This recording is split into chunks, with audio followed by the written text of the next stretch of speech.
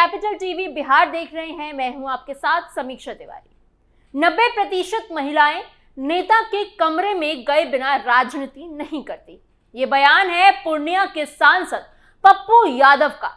इस बयान ने सियासी गलियारों से लेकर समाज के हर वर्ग में तीखी प्रतिक्रिया पैदा कर दी है। इस टिप्पणी को न केवल अपमानजनक बल्कि महिलाओं की गरिमा पर सीधा हमला बताया जा रहा है। मामले की गंभीरता को देखते हुए बिहार राज्य महिला आयोग ने तुरंत संज्ञान लेते हुए पप्पू यादव को नोटिस जारी किया और 3 दिनों के भीतर जवाब मांगा है। लेकिन नोटिस के बाद भी पप्पू यादव का रुख नरम पड़ने के बजाय और आक्रामक होता दिखाई दे रहा है। उन्होंने खुलेआम कहा कि उन्होंने महिला आयोग के नोटिस को रद्दी के टोकरी में फेंक दिया है और अपने बयान पर कायम है। इसी बीच जब विवाद और बढ़ने लगा तो अचानक उनकी तबीयत खराब होने और बेहोश होने की खबरें आने लगी। सवाल यह उठता है कि क्या ये महज संयोग है या बढ़ते दबाव से बचने की कोशिश है? क्या ऐसे बयान राजनीति के स्तर को गिरा रहे हैं या ये एक ऐसी सोची समझी रणनीति है? सत्ता पक्ष हो या विपक्ष, हर दल की महिला नेताओं ने इस बयान की कड़ी निंदा की है। इस पूरे विवाद में कौन किसके साथ खड़ा है और आगे क्या कार्रवाई हो सकती है, ये सब हम आपको बताएंगे अपनी स्पेशल स्टोरी में। महिलाओं पर आपत्तिजनक टिप्पणी, अब मानहानि केस की तैयारी, बीमारी या बचाव की राजनीति। लोकसभा में महिला आरक्षण बिल गिरने के बाद देश भर में इस मुद्दे पर चर्चा तेज हो गई है। सिर्फ चर्चा ही नहीं बल्कि कई जगहों पर विरोध प्रदर्शन भी देखने को मिला। महिलाओं की भागीदारी, उनका हक, उनकी हिस्सेदारी, ये सब एक बार फिर बहस के केंद्र में आ गया है। लेकिन इसी बीच पूर्णिया के सांसद पप्पू यादव ने जो बयान दिया, उसने इस पूरे मुद्दे को एक अलग ही दिशा में मोड़ दिया है। ऐसा बयान जिसे सुनकर सिर्फ हैरानी नहीं होती बल्कि गुस्सा भी आता है। बता दें कि पप्पू यादव ने राजनीति में आने वाली महिलाओं को लेकर बेहद आपत्तिजनक टिप्पणी की थी। उन्होंने कहा था कि राजनीति में आने वाली ज्यादातर महिलाओं को कॉम्प्रोमाइज करना पड़ता है। अब जरा सोचिए, ये कैसी सोच है, ये कैसी भाषा है? जो सबसे बड़ा सवाल, ये बात ये कह कौन रहा है? एक जनप्रतिनिधि, एक सांसद जो खुद जनता की आवाज बनने का दावा करता है। पहले आप ये बयान सुनिए। घरेलू हिंसा कौन कर रहा है? महिलाओं पे गिद्ध दृष्टि किसकी है? अमेरिका से लेकर के भारत तक नेताओं की। बिना नेता के रूम के बगैर 90% महिलाएं राजनीति कर ही नहीं सकती। ये तो हर दिन नेताओं का सीसीटीवी फुटेज औरत को नोचने की एक नई संस्कृति बन गई। इस बयान के सामने आते ही बवाल मचना तय था और वही हुआ। कई नेताओं ने पप्पू यादव के इस बयान की कड़ी निंदा की। मामला इतना बढ़ गया कि बिहार महिला आयोग ने भी तुरंत नोटिस जारी कर दिया। आयोग ने अपने नोटिस में साफ लिखा कि इस बयान से महिलाओं के आत्मसम्मान और सामाजिक प्रतिष्ठा को ठेस पहुंची है। 3 दिनों के अंदर जवाब मांगा गया है और साथ ही ये भी कहा गया है कि अगर जवाब नहीं दिया गया तो लोकसभा अध्यक्ष से उनकी सदस्यता खत्म करने की मांग की जाएगी। इतना ही नहीं, महिला आयोग का एक डेलीगेशन इस मामले में ओम बिरला से मिलने की भी बात कर रहा है। लेकिन इस पूरे मामले में सबसे ज्यादा गौर करने वाली बात क्या है? वो ये है कि पप्पू यादव के अपने परिवार की महिलाएं भी राजनीति में हैं। उनकी पत्नी खुद सांसद है। अब सवाल उठता है कि क्या वही नियम उन पर भी लागू होता है जो पप्पू यादव बाकी महिलाओं पर लगा रहे हैं? राज्य महिला आयोग की अध्यक्ष प्रो अप्सरा ने इस बयान पर कड़ी प्रतिक्रिया दी है। उन्होंने कहा है कि एक जनप्रतिनिधि से इस तरह के बयान की उम्मीद नहीं थी। उन्होंने साफ शब्दों में कहा कि ये बहुत बड़ा पाप है। आधी आबादी के लिए इस तरह के बयान की जितनी निंदा की जाए उतनी कम है। उन्होंने ये भी कहा कि आज महिला हर क्षेत्र में आगे बढ़ रही है, अपनी पहचान बना रही है और प्रतिनिधित्व कर रही है। सरकार ने उन्हें महिलाओं की मान प्रतिष्ठा की रक्षा के लिए जिम्मेदारी दी है और वो उसे पूरी तरह निभाएगी। उन्होंने पप्पू यादव से 3 दिन के अंदर स्पष्टीकरण यानी जवाब मांगा है और साफ कर दिया है कि अगर जवाब नहीं मिला तो आयोग उनके खिलाफ कार्रवाई करने के लिए स्वतंत्र हो जाएगा। इतना ही नहीं, उन्होंने पप्पू यादव से उनकी पत्नी को लेकर भी कड़े सवाल कर दिए। उन्होंने पूछा कि क्या इसी तरह से उनकी पत्नी ने ग्रोथ की है, क्योंकि उनका ग्रोथ तो बहुत ज्यादा है। उन्होंने अपने बारे में कहा कि उन्होंने छात्र राजनीति से लेकर युवा राजनीति तक का सफर तय किया है और बिना किसी दाग के इस पद तक पहुंची हैं। अब यहां से कहानी और दिलचस्प हो जाती है।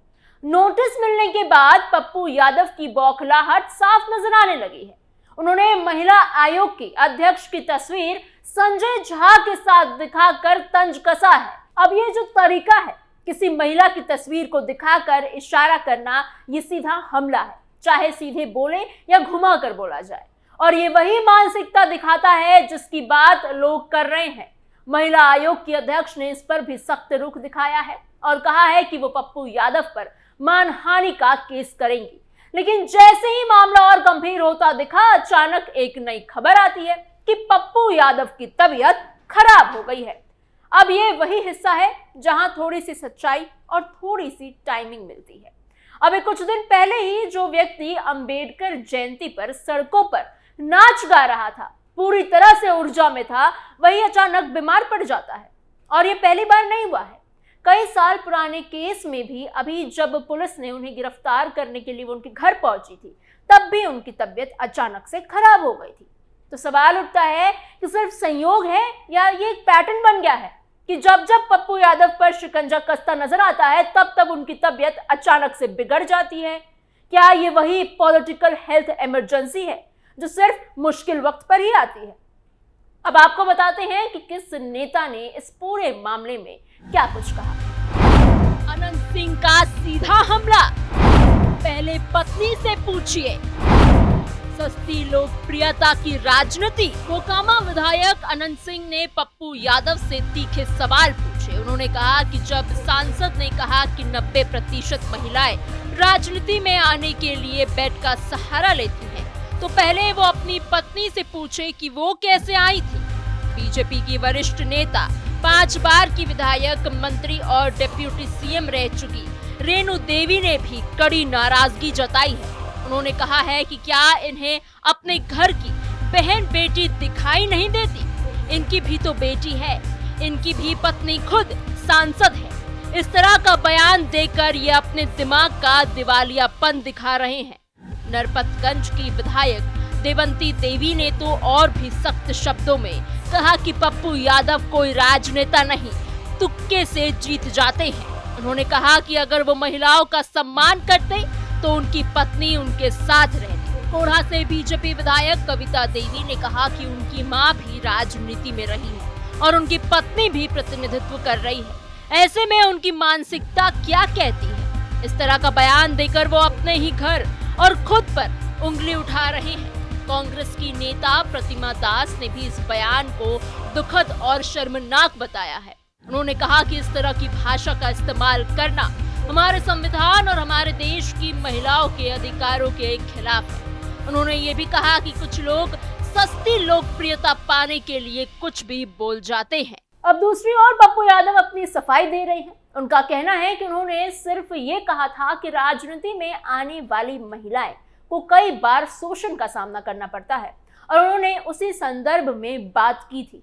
उनका कहना है कि उनके बयान को गलत तरीके से तोड़ मरोड़ के पेश किया जा रहा है। उन्होंने ये भी सवाल उठाया कि दूसरे मामलों में कार्रवाई क्यों नहीं होती है। उन्होंने पटना में नीट छात्र के साथ दुष्कर्म और जान लेने का मामला उठाया, नालंदा की घटना का जिक्र किया जहां महिला के साथ सरेआम दुष्कर्म करने की कोशिश की गई।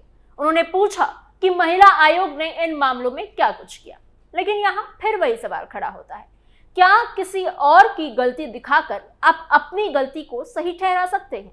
क्या इसका मतलब ये है कि आप कुछ भी कह सकते हैं, कुछ भी बयान दे सकते हैं और जब आपसे जवाब मांगा जाए तो आप दूसरे मुद्दे सामने रख दें?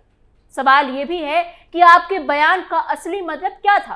क्या आप ये कहना चाहते हैं कि महिलाएं मेहनत नहीं करती, उनकी सफलता के पीछे उनकी काबिलियत नहीं होती?